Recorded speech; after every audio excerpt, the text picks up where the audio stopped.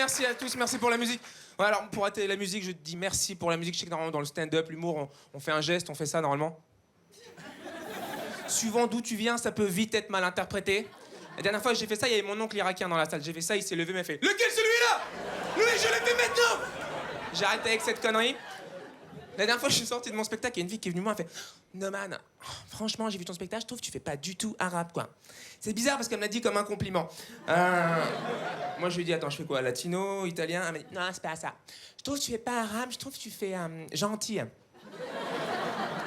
Très bizarre, très bizarre. Alors donc je m'appelle Noman. Noman c'est mon vrai prénom. Donc si vous avez des vannes, vous les gardez pour vous. Hein, c'est mon vrai prénom. No Man's Land. No man, no cry. Non, il faut fermer sa gueule quand on a cette idée-là. Mon père aussi, il a un prénom arabe pas trop connu. Ça vient du mot arabe la paix. Ça se dit salam. Sauf que mon père s'appelle vraiment, c'est son vrai prénom, il s'appelle Salami. Alors pour un arabe en France, s'appeler Salami, c'est très compliqué. Hein, c'est de la souffrance. Vraiment, ouais. Je suis musulman. Ouais, ça jette un froid, ouais. Ouais, je suis ce qu'on appelle un musulman modéré. Alors, beaucoup de gens se demandent qu'est-ce que c'est qu'un musulman modéré. C'est juste un musulman qui boit sans aucune modération. Hein, je me déchire la gueule, cherche pas, je me déchire.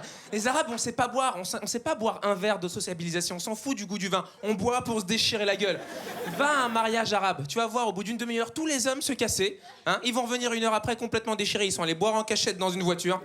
Même à Paris, le seul qui vend des bouteilles d'alcool après 21h30, c'est l'arabe. C'est le seul qui vend de l'alcool. Par contre, je mange pas de porc. Ça, c'est un truc, je mange pas de porc. Chez nous, c'est pire que vendre de la drogue, je pense. Et d'ailleurs, on parle souvent des différences, mais c'est quand même un point commun qu'on a avec les juifs. Bien sûr, ça et la circoncision.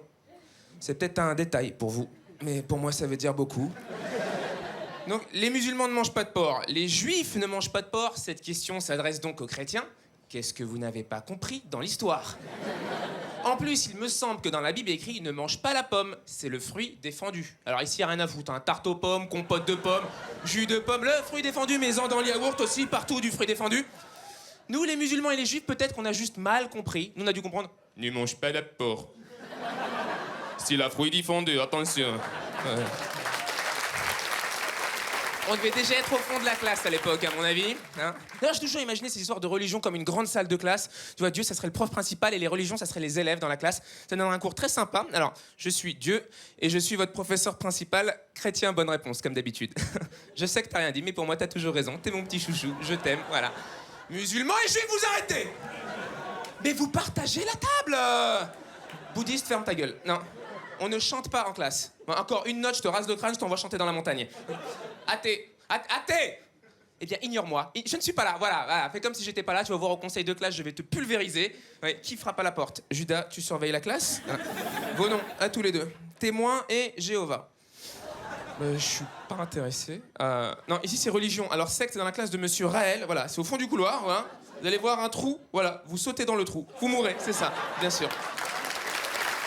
Attendez. S'il y a des témoins de Jéhovah dans la salle, c'est possible. S'il y a des témoins de Jéhovah et j'ai pu les offenser, si c'est le cas, si je vous ai offensé, je vous le dis du fond du cœur, j'en ai rien à foutre. Vraiment. Alors vraiment rien à foutre. Attention, je fais gaffe avec les autres religions. Je fais vraiment gaffe avec les autres religions. J'ai vu un documentaire sur les chrétiens extrémistes. Ça existe aux États-Unis. Le documentaire s'appelle Jesus Camp et je vous le conseille. À un moment donné, t'as un prédicateur qui arrive avec la Bible comme ça. Il dit Jésus est blanc, Jésus est blanc. 5 minutes après, dans le même documentaire, un autre qui se pointe. Jésus est noir, mon frère. Jésus est noir. 5 minutes après, dans le même documentaire, un autre qui se pointe un peu dit Ah, Dédu, t'es noir, mon pote. Bientôt dans ta tête de pauvre, à mon avis, lui, il avait pris de la drogue. Donc Jésus vient d'une ville, Bethléem. Bethléem, c'est une ville qui se situe dans la Cisjordanie. Ce qui veut dire que Jésus, déjà, avait une tête d'arabe. Hein, voilà, c'est comme, sans vouloir me la péter, Jésus, il avait un peu plus ma gueule. Ce qui m'amène à penser, si Jésus ressuscite en France aujourd'hui, à mon avis, Jésus, il se fait expulser direct, Jésus. Et il y a des gens qui attendent encore le retour du Christ. Ça se trouve, le Christ, ça fait 20 ans qu'il est en galère à la frontière. Laisse-moi rentrer! Je suis Jésus! Et il est en galère. Ah, on apprend beaucoup en matant les docus, bien sûr. On apprend beaucoup. J'ai vu un documentaire sur l'Islande. Je sais pas si certains sont allés en Islande. Voilà, c'est la merde. Même le mec qui faisait le documentaire, ne venez pas. Vraiment, c'est la merde. En Islande, il fait nuit pendant 6 mois. Alors, c'est peut-être pas touristique, mais moi, perso, je sais où je vais aller passer le prochain ramadan. Ah, cette année, je me fais pas chier, hein, je te jure. Faut pas tomber quand il fait jour, sinon tu meurs de faim. Je vous remercie, je m'appelle Noël. Merci le Comedy Club. Merci infiniment.